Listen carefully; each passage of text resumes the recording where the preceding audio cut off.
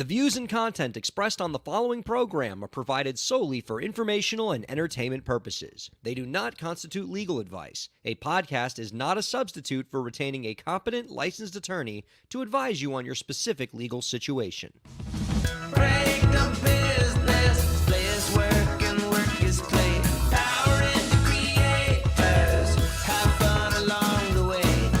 Break the business, doing what it takes. Celebrate success and learn from the mistakes. How's it going, everybody? Welcome to the show. It is time for Break the Business, where we empower indie creators and have some fun along the way. I'm Ryan Kairalla, and it is a pleasure to have you here this week. It's a Thursday. We are doing the live stream on a Thursday. I hope this isn't freaking everybody out. Let's just all relax and stay calm. I assure you we will give you all of the enjoyment that you get from your normal Wednesday experience. You're just closer to Friday now, and who doesn't want to be closer to Friday here on episode 318? And we got lots to be happy about, in addition to being closer to Friday. Our co-host, an awesome person that we love talking to, Elisa Rock Doc. How are you, Elisa? Hi. I hope you can hear me because my cat has pushed several buttons on this mixer before the show. So hopefully we're good. Also, it's Thursday? Am I wrong? Is it not Thursday? Yeah, it's Thursday. No. It is. I'm just going to have to make some calls. It's so good to be here, Ryan. How are you doing? It's a joy to have you here. I'm doing great. I want to tell you a little bit about where my head is at in terms of the content for today's proceedings. I was ready and prepared, Elisa, to talk about some entertainment law news. I was going to lawyer this up this week. Like, I was going to be in lawyer form. Oh, boy. And now I don't want to do any of that because I'm going to tell you what happened, okay? Oh. I started watching the hearings for the potential Supreme Court Justice Ketanji Brown Jackson. Yes. And I don't even want to talk about like the stupid questions she's getting and all that stuff. I want to talk about how unbelievable she is. All right. In terms of like what she's accomplished as a lawyer. You know, first of all, grew up from our neck of the woods. I don't know if you knew that. Went to Miami Palmetto Senior High, just down the road from where we went to high school. Oh, but she went to Palmetto, though. I know. Yeah. No, it's hard. Like, I want to root for her, but I mean, the worst possible school for her to go to. I mean, as Killian High grads, we can't like that at all. Cannot But lie. It's fine. It's fine. But, you know, grew up in our neck of the woods, Harvard undergrad, Harvard Law School, clerked for Justice Breyer, federal court, DC Circuit, editor of the Harvard Law Review. And after watching, producer Lauren just wrote, so did Jeff Bezos, right? Yep. Jeff Bezos. And I think the Surgeon General went, I don't know what's going on at Palmetto High School, like this high school just down the road. Like, we clearly went to like the crappier high school. I mean, who's the most famous graduate from our high school just down the road? We got nobody. No. Lamar Miller, football player. Yeah, that's true. Ida Killian. Journeyman NFL player. Is that the top of the list? Yeah. It might be us, dude. We are the Ketanji Brown Jackson and Jeff Bezos of Miami Killian High. That's embarrassing. But anyway, the point is, I've been spending the last 3 days just getting like sandblasted with, look how wonderful this lawyer is. And I'd be lying if I told you it didn't kind of make me feel like crap about my own. I've actually been feeling pretty good about me as a lawyer lately. Got great cases coming in, really learning a lot of great stuff. My practice is doing some cool things, and I was in a good place as a lawyer until Ketanji Brown Jackson walks in, and I see what like actual like amazing lawyers do, and like now I just don't feel like talking about law anymore. Oh, I'm gonna go be a farmer. Well, if this show has taught us anything, then you will know that comparison is the thief of joy, and that you should to focus on your own law content. I don't know.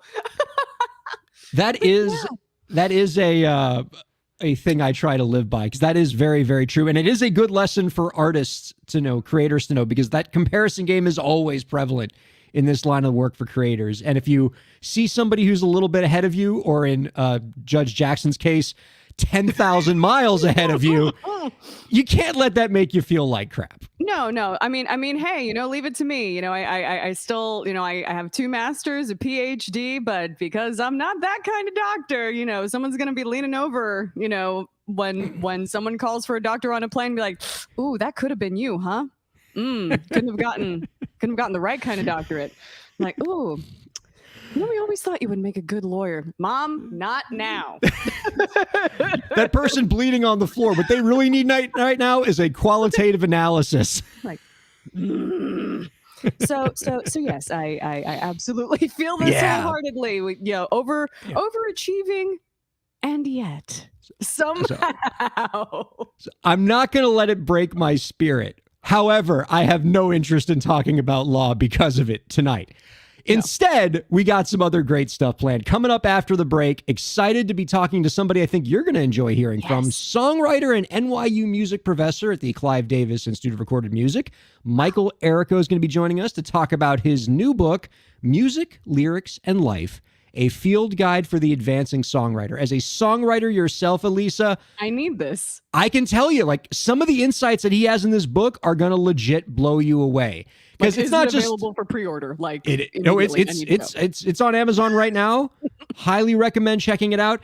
And there is no shortage of books on songwriting, right? Like, you can't swing a cat without hitting one of these things. But his really takes a different approach. Yes, hi Ruby. Lisa's cat's joining us on the live stream here.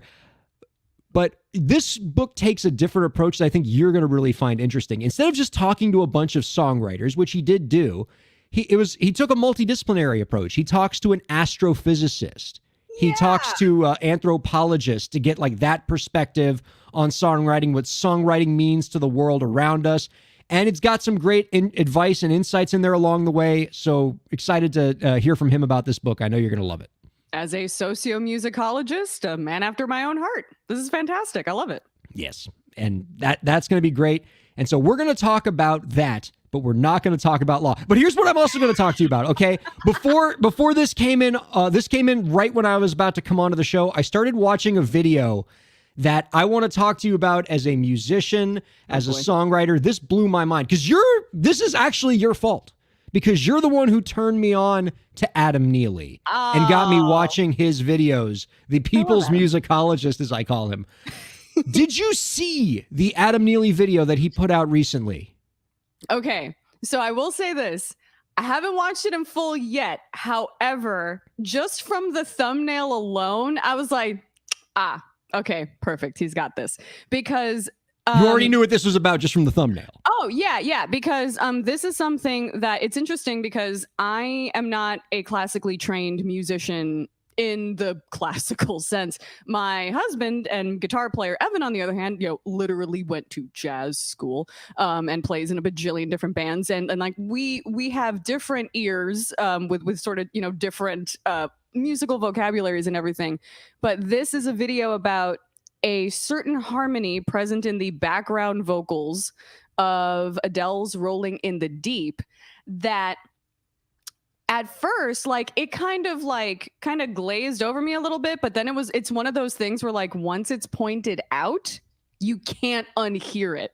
And it's been, I know, sort of like plaguing Evan's ear since the song came out, because it's just slightly sharper than it needs to be. But it still works. So the backing for the people who haven't seen this video, the backing vocals in the iconic Adele song "Rolling in the Deep," everybody knows them, right? Like, everybody's got that. Like, everybody loves the background singers that are singing as Adele's going, "We could have had it all," rolling in the deep, and you have those background singers saying, "What is it? You're gonna wish you never had met me." Yeah, tears are gonna fall. And what Adam Neely talks about in that video, which I didn't even notice in the thousands of times I've heard this song, is the first musical phrase where the backup singers go, "You're gonna wish you." The note that you think they're singing there is an A flat, because that's in the key of C minor. That is that song's in. And he even shows in the video when most people are just like covering the song on YouTube, they're singing that note as an A flat because that's what it should, one would think if you're just like saying, okay, key of C minor, it's got to be an A flat. But the backup singers sing that first note as an A natural, which is a half step higher. Just it's an itty bitty change, right? As Vanilla Ice would say. But in the process, you're now taking that note outside of the key. Mm-hmm. And so, my like only taking one semester of music theory ass would assume that shouldn't work. Like if you sing a note that's a half step higher than the key that you're in, like that should sound terrible. But we can all agree when you listen to that song, it sounds amazing. Yeah, and it doesn't matter in the sense because it's like it's buried enough. And two, repetition legitimizes, as he likes to say on his channel. The more you do something, the more it's like, oh, well, this is clearly intentional and this is just what it's supposed to be, right? Totally. But also, considering the subject matter of the song, it adds a great amount of tension to the proceedings that otherwise might not exist. I guess that's the best way of thinking of it, right? Is that, it's a song about heartbreak, so you're going to have a little, it's good to have that little bit of tension in there. But once I realized it, it's as you said, Elisa, you can't unhear it. And so once he like brought this into my mind, I'm like, all right, this is clearly disturbing to me. But Adam is surely Adam is going to explain to me in this video why this is happening. Like what principle of music theory justifies this like craziness and makes it work.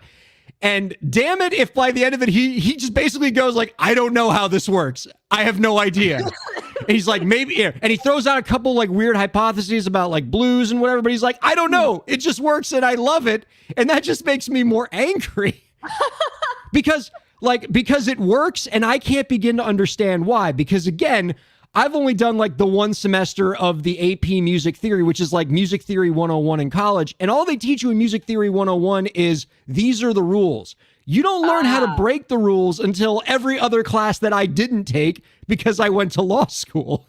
I know, and so it's just freaking me out.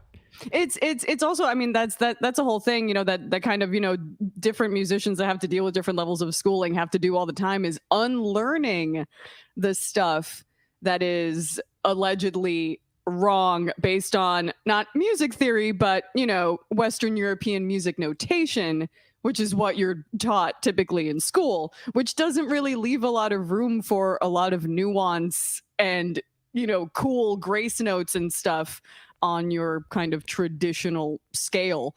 So there's a lot of kind of unlearning that you have to do, especially when you kind of start playing out with other musicians who are just not, they did not go to jazz school. They went to the school of gigs. And you have to like, it's different, even like regionally. I've found from hearing him talk about performing, like regionally, like there's different musical dialects and like certain notes that you're going to hear that are hip or not. I also imagine that like not every background vocalist on that track is hitting that specific note. And when it's sort of like you have a bunch of human voices that are stacked and then because of production are like stacked on stacked on stacked and layered, it just kind of washes over you and creates this wall of sound where like I think maybe all you feel at that point is the tension and maybe hopefully not that this is wrong. It's incredible. And it just makes me want to like just grab theory books and just try to figure out why this is the way it is, why that's something that seems to defy everything I was ever taught. Not only works, but like works so well that if you go and listen to cover videos where they don't sing that note that's outside of the key, it doesn't feel right. Like it doesn't have that same kick to it. Doesn't hit the same. Does not hit the same. Gosh, yeah. It's super incredible. Before we bring on Professor Errico to talk about his book, because I think you're going to dig it.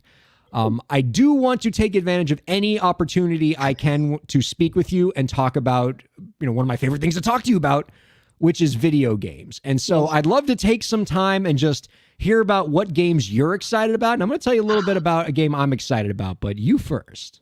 Sure. So I have been obsessed, and I've actually been obsessed with this game for years since I first saw a trailer for it, I think like maybe up to 4 years ago at this point. and it's finally out. It is a game called Tunic.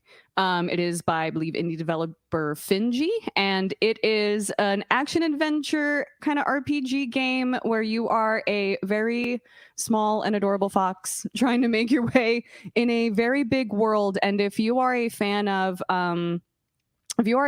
Zelda, you're Link to the Past, you're kind of like old NES, like gold cartridge Zelda vibes. If you were the kind of person who looked up Nintendo Power magazines to try and see if there were any tips and tricks for this thing, like the instructional booklet, and I don't think this is a spoiler, but just in case, spoilers for Tunic potentially ahead. The instructional booklet that you create along the way as you explore this world kind of resembles like a Nintendo Power walkthrough book. Oh, and that's you're kind clever. of picking up pages along the way, and it is the cutest thing ever. And it gives me this like huge nostalgia throwbacks. I mean, they are not shy about their kind of Zelda inspirations, but the art style is fantastic. This kind of like top-down isometric style. The sound design is really satisfying, even when you're like cutting through grass with a sword. The music is beautiful. It's just this wonderful little world to escape in that just has all sorts of fun surprises, and it makes you feel really smart when you find a new path or figure something out. It's really, really cool, and I highly recommend it. It's great. I think we have some footage from this that we can play on the live stream. I've always wanted to say this hosting a show. Do we have a clip? Do we have a clip actually? Let's see. I think, okay, we can just like, let's just have a little bit of footage playing here in the background while we talk about this game. So you were saying it's like it's a bird's eye view kind of Link to the Past style. It's amazing. RPG, and you said you're an adorable fox in this game. Yes, you are an adorable fox. I do not now. Granted, look at the tail. It's so cute. I've looked up some walkthroughs, and hey, you know what? This is a game where like, do not be shy about looking up walkthroughs at all, because that's kind of the magic of this game, is that kind of sense of discovery and figuring out kind of what the language of this world means and interpreting symbols. And, this is the kind of notebook where like maybe if you were a kid and you were playing something like Myst, or even in kind of earlier days of big indie games like Fez, that would be a game that I would like have a notebook next to me and kind of take some notes on stuff. But in a world where like, I think like a lot of people, basically everybody on my Twitter feed is playing Elden Ring, and I do not have the stomach for Souls-like games at all. I do not do a Dark Souls. I am too squishy, and I am a former like gifted Great kid. I do not do well with failure, and these games are basically built on you failing over and over and over again. But at least like with Tunic, you find yourself getting stronger, and just like the art style, the music, just how cute everything is so captivating. But it's not like it's rated E for everyone, but it is not a game that's gonna hold your hand either. So like it's the right kind of challenge for me, and it's absolutely adorable. And if you have Xbox Game Pass, which I would argue is one of the best, if not the best deals in gaming, it is available on Game Pass. So it's like you don't even have to pay for it, even though it's only $30, and I've definitely gotten more tthan $30 worth of entertainment out of this thing. Go download it today. How far into the game are you? I'm not halfway through. I'm exploring because there's so much stuff. Like I traveled a bunch of places, and then I was like, oh wait, there's a shield that I have to get.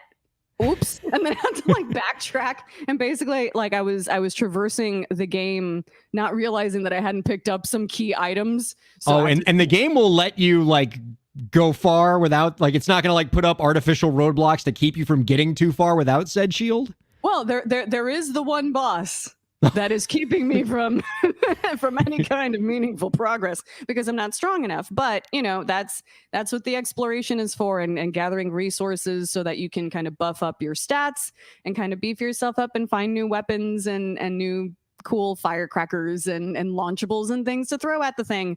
So that's kind of where I am now in terms of my game progress. But I think I'm almost halfway through.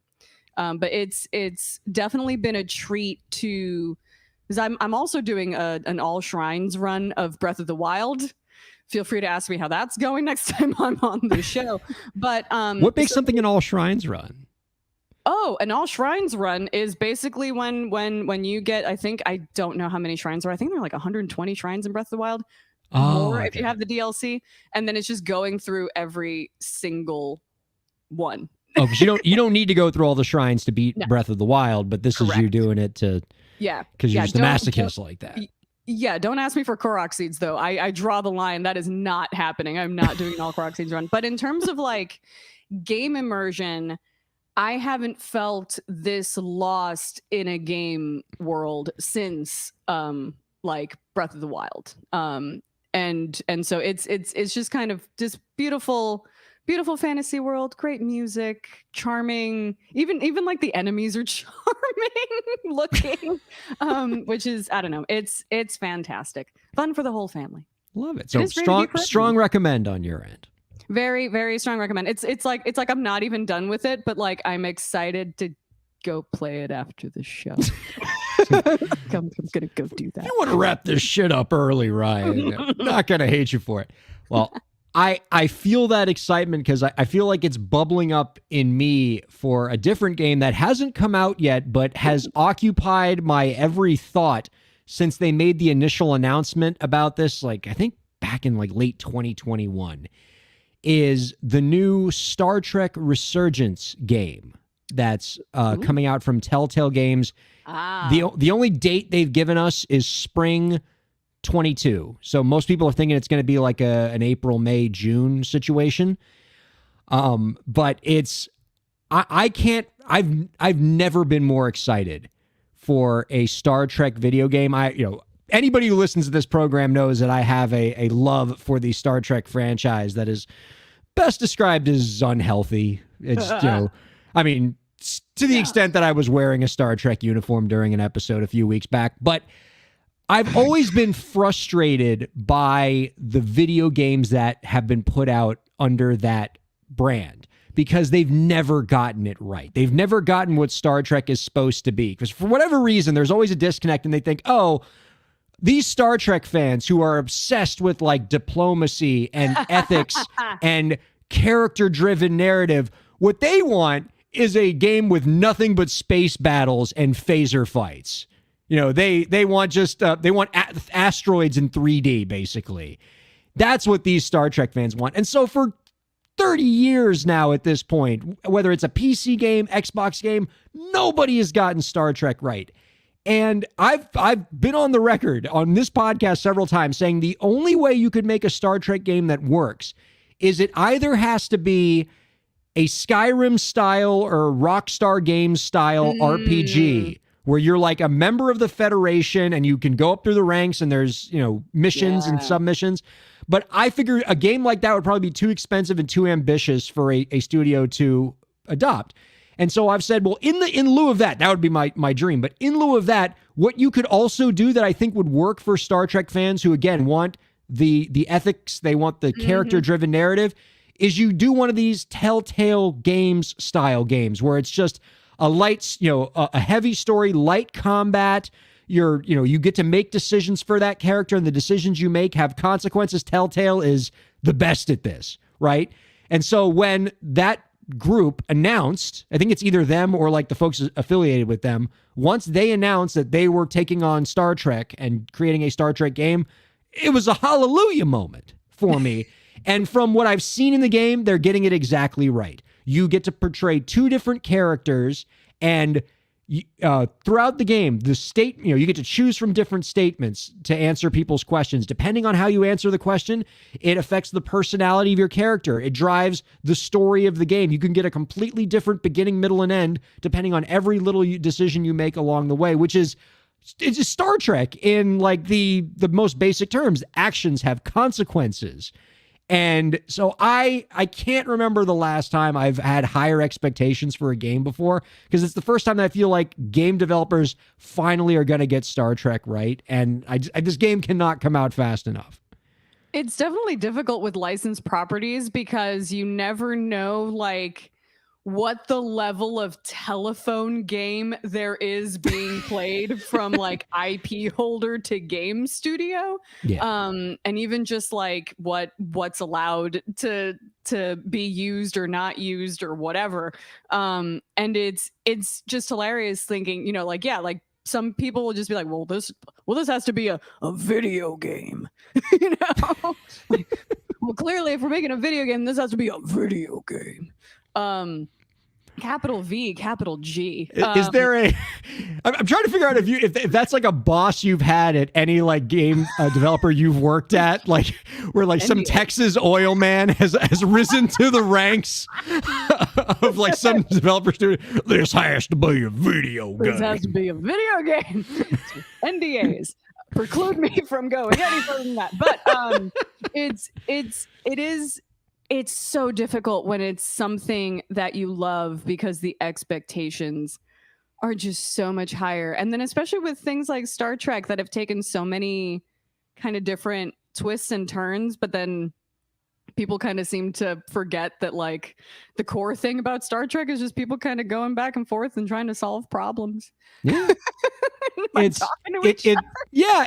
like the shoot 'em up explosion phaser fire is not what people like about Star Trek, right? I mean, you hear it all the time with like some of these more recent episodes of Star Trek on Paramount Plus, where people say like some of the worst thing that's happened to Star Trek recently is that when they went from like the 23 episode seasons of the Next Generation to the 13 episode seasons, every episode has to be filled with action because you're only got 13 episodes. So every episode, somebody's got to die and something's going to explode. And what a lot of Star Trek fans are like is they're like, no, we need the episode where like Data doesn't, has to go on a date for the first time and he doesn't know how to talk to humans. Like we need the silly low stakes adventures that make us fall in love with the characters so that when they are in a situation where they are about to explode from phaser fire, we give a damn about it because we've fallen in love with these people. Give me literally Picard doing L.A. Noire in the holodeck. Yes! Give me this. Give me this. Or going on an archaeological adventure in Ryza and wearing like really weird clothes. I just want to chill in Beta Z. That's what I'm saying. And until game developers realize that that's what we want, like basically we want a Star Trek game that looks more like Animal Crossing than Mass Effect. Sky. Give me No Man's Sky, but Star Trek immediately. Yes, indeed. John Murray, get on that. All right. I'm with you on that. So we got a lot of games to be excited about. I got to get back into gaming here. All right. We got Mike Errico joining us right after the break. Don't go anywhere. Keep listening to Break the Business. Ryan Kairalla here. I hope you're enjoying the show, and I hope that you're getting a lot out of it. I do what I do because I care about creators like you. A lot. I've dedicated my career to helping creative professionals, entrepreneurs, and organizations move forward. I do it by hosting this program, and I'm also proud to do it in my legal practice. If you're a creative professional looking for solutions-oriented legal services to help you further your goals, I'd love to help. My firm RKPA does contracts, commercial law, copyright, trademark, and more. Visit rkpalaw.com to learn more. That's rkpalaw.com. Ryan A. Kairalla, PA, Miami, Florida.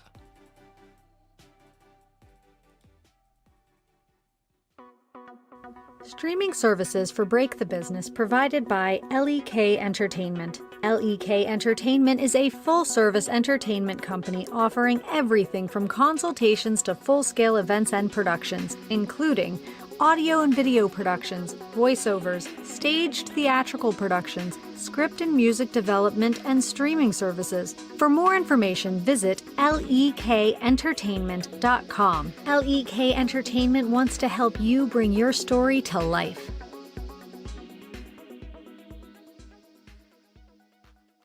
Thanks for supporting Break the Business. If you have a question or topic that you want us to discuss, email us at breakthebusiness@gmail.com. You can follow the host, that's me, on Twitter at Ryan Kair, and you can follow the show at the BTB Podcast. Be sure to subscribe to the show on Twitch, YouTube, and Facebook, and on all major podcast platforms. And now, let's get back to the show. I try to keep it polite. There you go.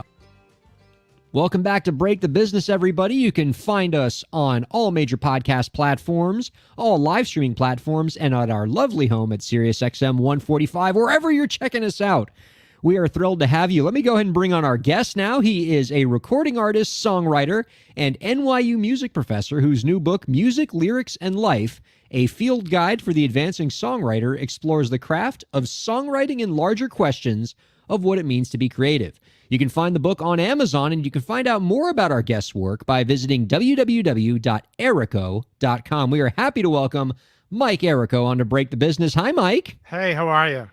I am so well. I am so happy. I dig everything that you're doing with this book, and you're an NYU professor, and so that obviously resonates with me. Although I have a long history of being tortured by NYU professors, but I'm guessing you're one of the nice ones. I am, maybe to a fault. I hope not, but I'm close. I try to keep it polite. You know. There you go. Well, I bet you are beloved by your students because some of the stuff that you're exploring is really interesting.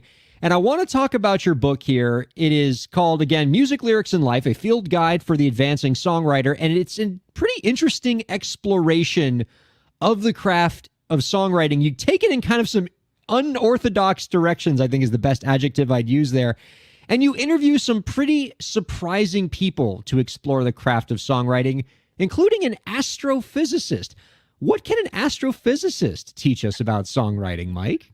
Well, basically what I wanted to do is, of course, I know what's available for everybody, all creators on YouTube. So I really didn't want to reiterate any of those kinds of things, but I still want to be entertaining and sort of groundbreaking for them so that they remember stuff. The students I'm talking about. So one day I was in class and a student brought in a demo and was like, didn't really have a chorus, or didn't have a chorus that repeated. And I was like, I think this chorus should repeat. I mean, that's kind of what choruses do, right? And they were like, why? And I was like, I know that's a snarky question, but it's also an incredibly deep question. And I didn't have like a real strong answer. But I kind of love science fiction, and in particular the movie Contact, starring Jodie Foster. Oh yeah, man after my own heart here. All right. Right. Well, so the aliens begin sending a signal, but they send repeated signals, right? And that's how we actually understand the signals. So friend of a friend of a friend of a friend happens to know Jan Levin, who is an astrophysicist and an author of a book called Black Hole Blues, where she's actually documented the search for the gravitational wave emanations from the collisions of black holes. Okay, so I'm like, so really basic, rudimentary stuff. Sounds like totally. Boring. Yeah, learn that in third grade. Gravitational whatevers. Yeah, absolutely. So I was like, so excited to talk to her. And I was like, look, what is this thing about repetition? Like, we know that we love repetition in songs because all you have to do is look at the songs that we listen to, right? Look at the Billboard charts. They all have choruses that repeat. Look at things like the search for intelligent life on other planets. What are we doing if not looking for repetition? And she said, yes, that is exactly what we're looking for, because if something repeats, then we believe that it can control its environment, and therefore it is in some way sentient or intelligent, right? So, so she starts getting into that kind of thing, and the idea of repetition being emanating from a sentient source becomes one of the reasons we love choruses, because the writer themselves becomes this sentient being worthy of being heard, right? So it's kind of like that, right? And she said, we look for it all the time. We have been fooled before because pulsars apparently, and I am not an astrophysicist, but pulsars apparently do spin at a very steady rate. And they thought they had found a signal, but it turned out it was just pulsars.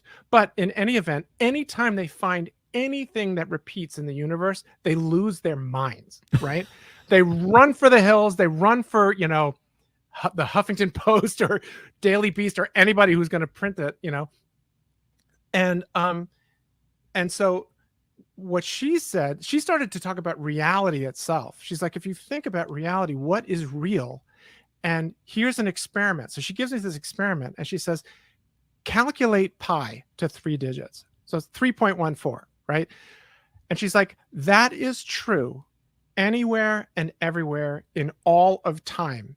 Now and into the millions of years in the future, it's always going to be that. That is what is real. The thing that repeats is the thing that's real. And I was like, what?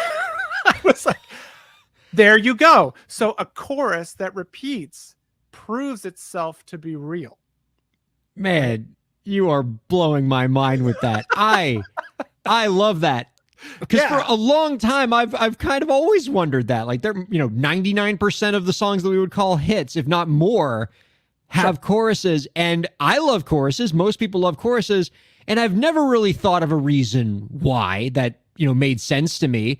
But that actually makes sense to me. This sort of emblematic of this stronger human desire to find consistency in the universe, because we see it as a sign of like intelligence and that something is out there that we can hold on to and grasp. That's fascinating to me. And so that explains to me why something like choruses can be a good predictor of something that makes a song a hit, right? If something has choruses, you think it could be more likely to be a hit. In the course of your research into this book, are there any other things that you found that are good predictors of what makes a song a hit? Do you see any other consistent threads in studying songwriting? I mean, there are several, right? And that's actually what I look for, because I'm certainly not going to sit there and be like, well, here's what's cool, kids. You know what I mean? Like, I really don't want to be that person. So what I look for is, this is what is always cool. This is what your hit songs shares with mine, my father's, my grandparents, everybody else, from, going back to whenever. So what are the consistencies? Yes, repetition is certainly one. There's another thing called melodic math, which is really just also consistency and repetition across phrases, right? As opposed to choruses. And then there's also song form, right? So you get someone like Billie Eilish, hot now, innovator, whatever, like, and she's sort of seen as somehow groundbreaking. But if you look at the song forms, they are very consistent with song forms that precede it, right? She's not breaking the mold. In fact, she's just making the mold cool. And she does a great job at that, right? But like her stuff, Nirvana stuff, Paul McCartney, Beatles stuff, going back and back and back, they all share a lot of similarities in the form. So to figure that out, to understand that, how form can constantly be innovating, I actually went to Goodyear tires, and I spoke to I spoke to I spoke to a tire manufacturer, not a tire, a woman who designs tires for them, and I'm like, listen, how do you still have a job? It's 2022. You guys have not figured out tires. They have been here longer than anything, right? It is the most elemental form there is, and yet you never break it. Yeah. Do you sit there and think triangle tires, octagon tires, or whatever? Are you thinking of breaking the form? And she's like, no, of course, that's idiotic, right? And I'm like, yes, I agree that it's idiotic, but her take on it was that the innovation can occur within the form and has to occur within the form. The form must be upheld, but within it, there is endless opportunity and endless choice for something like tire treads, weather patterns, whatever. But in our case, for innovation as in individuality or one's own point of view, right? So when I talk to my students, I try to tell them, like, stick in the form. I understand that sounds grandpa to say, but like, look at the hits that are happening and look at the songs that you love also, because they follow the same rules also, right? And look for the innovation within yourself and within your own points of view, the way you say things, the style, the voice, etc. But don't go reinventing the wheel. Literally, don't reinvent the wheel, right?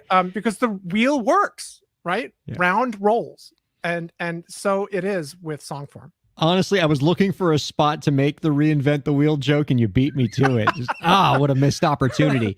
It's so good. What I'm sort of gathering from this is that there may be certain aspects of songwriting, maybe structure or as you said before, repetition, that are almost universal laws in how to make a song engaging, whether you're writing in the 1950s or you're writing today or you're writing 50 years from now, that are not just things that are going to change with trends because they're just so ingrained with what humans enjoy. Are there any other specific things that you might think are more like universal laws of songwriting as opposed to things that can change with the trend? Like is verse chorus, bridge chorus going to stay with us forever and ever, or is that something that could change someday? Well, it could change. And I actually did speak to some musicians and songwriters. So it wasn't just astrophysicists and tire designers for the whole book. Right. Well, one guy I spoke to was Shane McAnally, who's written for Sam Hunt and all of Casey Musgrave's work. They've all worked, done all those, tons and tons of hits. He's like one of the biggest hit makers in Nashville. And we were talking about like, is song form changing? Is there a universal thing? There is obviously always repetition, but there is increased competition in the way music is consumed, of course. And he referred to it as skip rate, which is like basically on Spotify, you get like 7 seconds. Yeah. If you don't have them, it's over. Because on top of that, 60,000 songs are being uploaded per day, right? So 60,000 new songs a day, you get 7 seconds. You should count yourself lucky if you get those 7 seconds. Anyway, so Shane talked a lot about that. So there's a lot of power and a lot of pressure on the intro and the first line, right? The first line has to kill, right? In order to draw us in. Even the title, before the song is even on, right? The title has to be somehow eye-catching. Yeah. And there was a whole thing about like whether or not Spotify and others would allow all caps or wingdings or dingbats or whatever, like all sorts of like symbols and stuff like that to somehow make the title stick out or whatever. But so those kind of things, the pressure is certainly on those. Across the songs are shorter and are getting shorter. And the second verse is like, imperiled, right? Because the second Becoming an endangered species, or it kind of is, because like, so the second verse is a lot like the first, right? But the chorus is like the chorus. So if you go verse, chorus, and then you repeat the verse again, you might actually bore us after the chorus, right? So what happens is that people like Dua Lipa or whatever will pull out these remixes and just throw another person in the second verse. So like Da Baby or whatever comes out in the middle in Levitating and just takes the second verse. And now we're completely entertained again before the next chorus comes in. Is that why we're seeing more feature tracks? Yes. Like in like the Billboard Hot 100 these days? Yes. Well, there are a couple of reasons. There's that, plus there's also the convergence of audiences. Oh, right. Right. So there is that, but there's also like the second verse is they used to call it the second verse curse because like no one knew what to talk about in the second verse, like they maybe felt like they had blown the whole story by the first chorus. Now it's like melodically, if you follow the first verse, that might actually be a problem. That might be a skip moment, right? So what do you throw another human being entirely different with a different audience? You can picture it like if they're in the Super Bowl or whatever, you can picture just like the smoke and then the new person like walking through the smoke and the sparkly microphone, and there all of a sudden the song is reinvigorated for some reason, just simply by the fact that there's a completely new person separating the first and second choruses. Those evolutions are interesting to me, and they do track with what I've been reading a lot in articles lately about how the way that we write songs is changing because of platforms like Spotify and TikTok and the demands they create, where on either of those platforms, if you want a song to pop, it's got to be great in the first 10 seconds because that's all TikTok is using, and that's all that Spotify is going to give you to be able to draw that listener in and make them listen to the rest of it. So songs are shorter, they have bigger climaxes right at the beginning to hook you in. And so that kind of stuff is going to change the way songs look now as opposed to the way songs looked even 10 years ago. Yeah. Well, there is actually an absurd sort of endpoint to this. A few years ago, I wrote an article talking about Spotify's payout, and that Spotify pays out for a song and counts a song streamed at 30 seconds, right? So my article, which kind of went viral, said, why would you write 32-second songs, right? Like, why bother? If that's all you're getting paid for, then why would I give you more? Right? If you take a taxi, I'm from New York City. If you take a taxi, you pay for the whole trip. You don't pay for the first half mile, right? Try and get over on Uber with that. I mean, that's just not going to work, right? So, this band called the Pocket Gods from the UK actually started putting out 30-second songs, and they just came out with a 1,000 track of 30 songs album. And it was all as a finger in Spotify's eye. And Spotify, Daniel Ek, the CEO of Spotify, heard about it, met with them, and they have now changed some of the rules about Spotify payouts for playlisting if your song is only 30 seconds. So it's actually changed. So that's like songs are getting shorter to an absurd extent, I mean, we've had other sort of people who have like made, have stunted Spotify with silent albums and stuff like that. But like, this is really like, no, it's a song. It's 30 seconds because that's what you pay me. So go to hell. As an academic and as a songwriter, doesn't this stuff bother you or freak you out? The fact that what's making a song a hit is no longer just being dictated by what the audience likes and some of these universal tenets of songwriting that you discussed earlier, but rather they're being dictated by streaming services algorithms or the demands of TikTok as opposed to the demands of the songwriting marketplace. What do you feel about that? Well, I totally understand that, and I split in half because I'm a recording artist and I really love my students and I want them to express themselves artistically, right?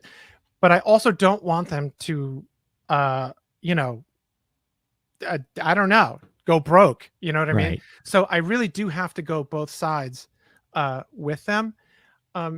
So I tell them what I do is I tell them to do what they have to do, right? Like I spoke to George Saunders, the author, and he's like, a book should be it should be like what Abe Lincoln said about his legs. They should get to the floor. That's it. They don't have to go any further than that. They just need to do what they need to do. So that's certainly something. But I do want them to come up with their own stuff. Music has always been in concert or in conversation with the technology also. So like, it's not the worst thing in the world, right? That these songs are compressing. I mean, when we had wax rolls and stuff like that, songs could only be as long as the wax could hold, right? Or as long as the 45 could handle it, or the LP. The problem with the LP goes the other way because they had people and they were signing people with one or two good songs, but they had to put an LP out. So you got tons of filler, right? Yeah. Which devalued the entire concept of the album. So this isn't the first time that technology and just the way that we produce, consume, and distribute music has had an effect on the way art is created. No, and that's always the way, and it's not, it's not a function of music either. I mean, all buildings deal with gravity, right? Like you don't get away from that. And I spoke to a painter. I spoke to John Curran about this, and he was like, Frank Gehry did not solve gravity by making these crazy buildings, these that look like they're just a loft or whatever. They're all dealing with the same physics, right? And so we all have to deal with the same physics too. But the technology has always been part of what the song is about. And by the way, the things are getting, can get shorter, but things are also getting way longer, right? Is that right? Yeah, like Max Richter is a classical composer. He wrote a song, The Sleep. I think it's just called Sleep, and it's 8 hours long. And you're supposed to go to sleep to it, and it will follow your beta waves over the 8 hours, right? So that is not possible when you have to get up every 15 minutes and flip the LP over, right? That's right. So that would not have worked. And so that's available now as well, So long story short, I try to give both sides to the students, and hopefully they will come to their own conclusion that is in conversation with the technology that they have to deal with. And some do and some don't. Some are like, go away, Yeah. in whatever, in common parlance. I'm going to do my 7-minute song, and I'm like, go with God, It's a really fascinating exploration. I'm super intrigued by this. And while we have you doing what you probably do best, which is giving advice to songwriters, I want to talk about another kind of piece of advice, an advice thread from your book that I think is important to discuss with songwriters, and that's talking about journaling. You talk a lot in your book about how journaling is something that songwriters should do to improve their writing. Can you talk about what this is in practice? Like, what does it mean for a songwriter to journal, and why should they be doing it? Well, I mean, the shorthand that I tell my students is that, like, if writing is a muscle, which it is, journaling is going to the gym, basically, right? So that's like the in-class hot take, that I tell them. But I do think it's really true. And I also, I know it's a songwriting class, but I do not anticipate them all being songwriters. So if they're going to journal and the journal is going to stray into physics or architecture or podcasting or law or whatever, go with that, but have the evidence trail of your deep thinking, your effortful thinking, because you're going to want to follow that regardless where it leads, right? So what does it look like in practice to journal? Well, there are two ways that I give as examples, always allowing that whatever the hell you want is always a valid choice. But there are two ways. And again, extending the gym metaphor, there's the long distance run, which is like 3 pages a day, right? Whatever that is. And that comes from Julia Cameron's The Artist's Way. So 3 pages a day, every day, rain or shine, hopefully indoors. But that to me gives you an extended thought, right? That you can really sit in. The sprint comes from Pat Patterson's book, Writing Better Lyrics. 10 minutes, one topic, go. And at the end of 10 minutes, pencils down, pens down, whatever. You have to stop.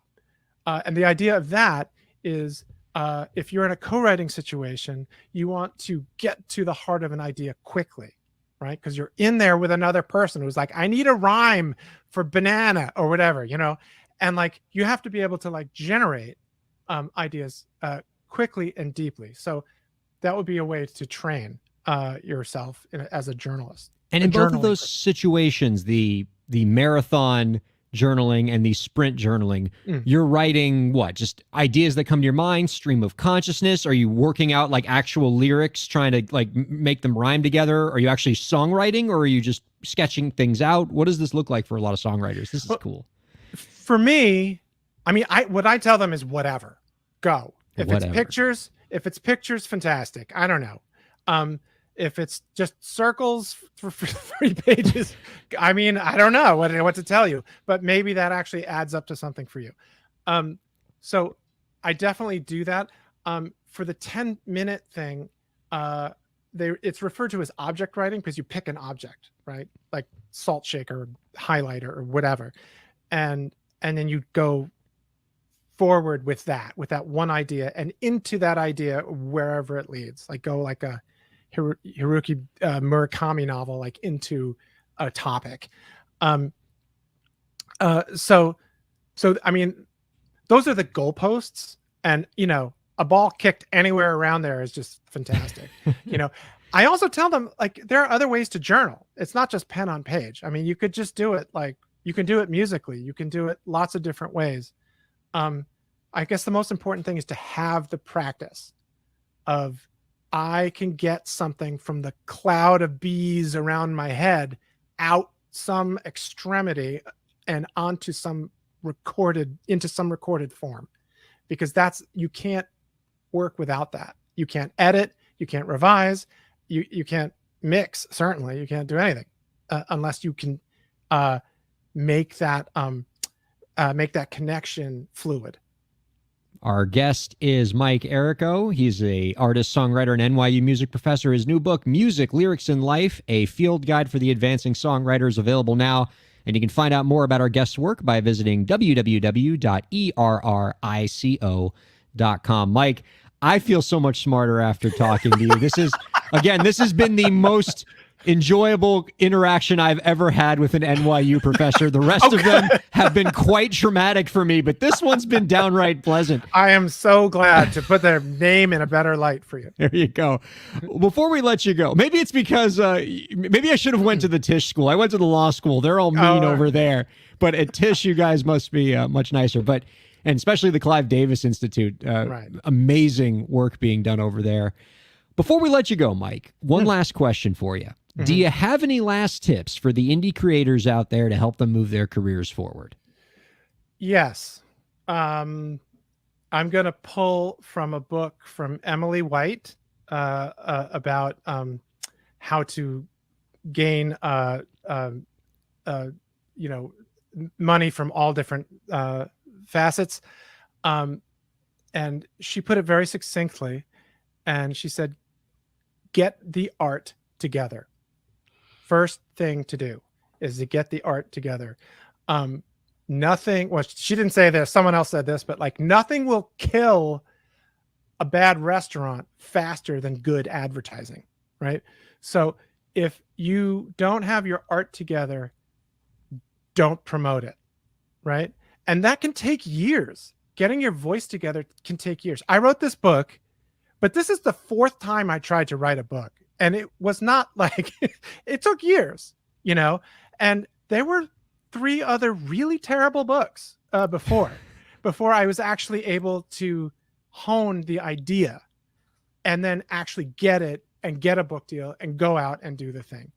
The fact that, technology continues to flatten the ability to basically skewer yourself online with a bad song when you have 7 seconds to hear it, and there's 59,999 other songs up that day. Make sure that the art is together. That's the patience, the patience involved in that really is very, it's a moment of maturation to be able to do that. Mike, this has been such a pleasure. Please don't be a stranger. We'd love to have you on the program again real soon. I'm right here. That was Mike Errico, everybody. Again, you can check out his book, Music, Lyrics, and Life, a field guide for the advancing songwriter. It's awesome. And I can tell, Elisa, you were digging on that as a songwriter. I could see you in the green room. You were smiling. You were vibing with it. You loved it. And you loved his piece about journaling, right? I know you're a big journaler. Oh, absolutely. I have my daily journal, and then I have this book, which actually I'm starting again to devote kind of exclusively to being a junk kind of songwriting journal. So I'm very excited. It feels very, very timely, that reminder. Oh, gosh, that's great. Is there anything that he threw in at the end there that really resonated with you? I love the talk about artists working within the limitations of technology and the mediums within they're going to produce. It's one of those things where we can lament that songs are getting shorter, but I'm the kind of person who likes those kinds of technological limitations, and I feel like things like 6 seconds on Vine or like only 15, 30, or 60 seconds on TikTok, those are the kinds of things that can provide scaffolding on which you can build your fantasies and kind of build whatever creative thing you're trying to build. So I like the idea of embracing those limitations and finding freedom within restraint. Yeah, creative constraints. You see these things as just another opportunity to be creative, which does not surprise me given everything I know about you. That was a great guest, and I think our guest next week is going to make people pretty happy too. We're going to be joined by music executive Rusty Harmon. Great dude, super knowledgeable. You're going to want to stick around for that. Thank you so much for joining our special Thursday edition of Break the Business. And we are excited to have you join us next week on Wednesday. Thank you all for checking us out. See you next time. See ya. Break